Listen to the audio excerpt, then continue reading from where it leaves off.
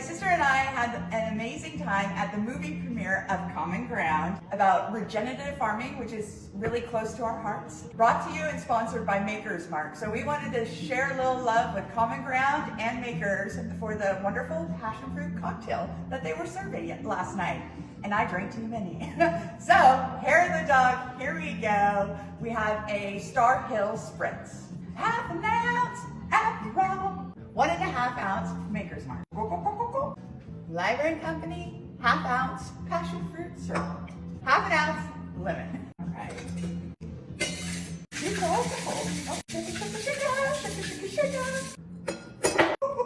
Trying out new things. Yep, that's what it looked like last night. A little garnish. And he's, all right. Top it off with a little Prosecco. A little extra kick. Cheers. Happy Friday, or happy hair of the dog to me and everybody else that was at the Common Ground premiere last night. Thank you.